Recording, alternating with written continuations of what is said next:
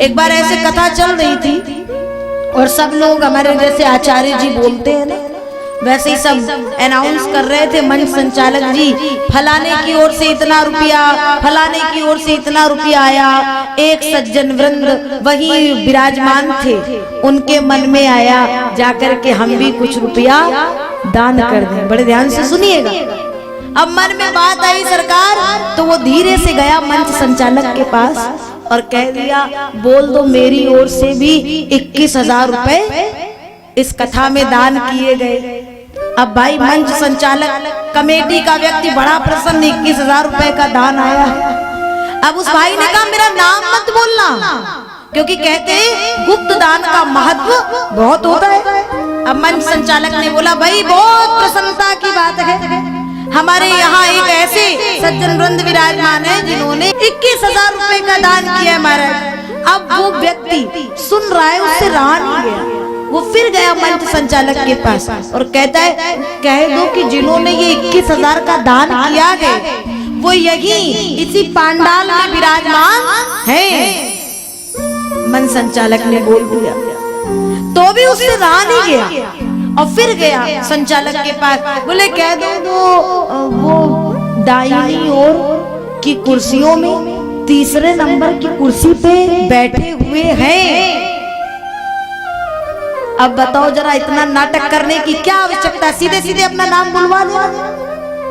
खैर अब बेचारे संचालक जी ने बोल दिया, कहे कि 21,000 रुपए का दान किया है।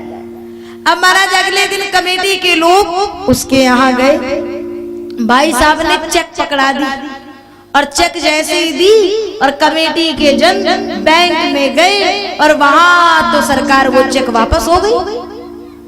काहे कि चेक में साइन नहीं थे, सिग्नेचर नहीं थे। और वो व्यक्ति जाकर के कमेटी का व्यक्ति गया, अरे भैया इस चेक में साइन तो करो, पैसा कैसे निकलेगा?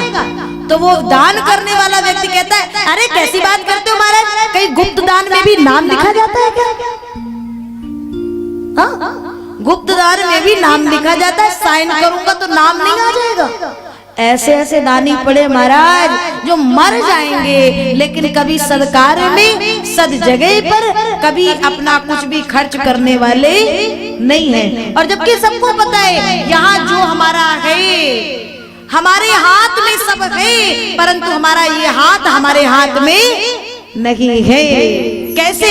एक बुजुर्ग से एक बार उसके मित्र ने कहा, तुम्हारे पास इतना धन है, इतनी संपत्ति है, कभी कुछ दान कर लो। तो उस बुजुर्ग ने कहा, अभी नहीं करूंगा। तो बोले तब कब करोगे? बोले जब अंतिम समय आएगा। अब बताओ, किसी को पता है कि हमारा अंतिम समय कौन सा है? लेकिन वो बुजुर्ग ने कहा, भाई चल जैसी तेरी इच्छा। बोले अच्छा, तेरे मन में ये इच्छा आई क्यों? बोले इसलिए आई कि जब अंतिम में दान करूंगा ना तो ताजा ताजा दान होगा, भगवान को याद रहेगा।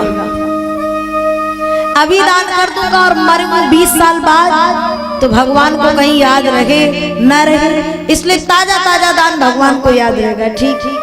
अब क्या हुआ, स्थिति ये आई, तबीयत बिगड़ी, जाने वाले बच्चों ने खाट से नीचे उतार दिया। अचानक वो बुजुर्ग का मित्र दौड़ करके आया, बोले भाई दान कर दे, दान। अब वो बुजुर्ग कुछ बोल नहीं पा रहा है, तो उसने अपने बच्चों को इशारा किया, इधर इधर। तो बुजुर्ग के मित्र ने कहा, बच्चों से तुम्हारे पिता क्या कह रहे हैं, इनकी बात समझो, इधर इधर क्या इशारा कर रहे हैं, दान करने को बोल रहे हैं ये। बच्चे कहते, नहीं नहीं, पिताजी कह रहे दान करने को कुछ बचा ही नहीं, जो था वो सब इन घर मकान में लगा दिया, कुछ बचा ही नहीं। और इतना इशारा करते करते बुजुर्ग के प्राण चले गए। बाद में बच्चों ने उस जगह को जब खंगाला ना तो उसमें खजाना रखा था, छिपा करके उस बुजुर्ग ने की अंतिम में दान कर दूंगा।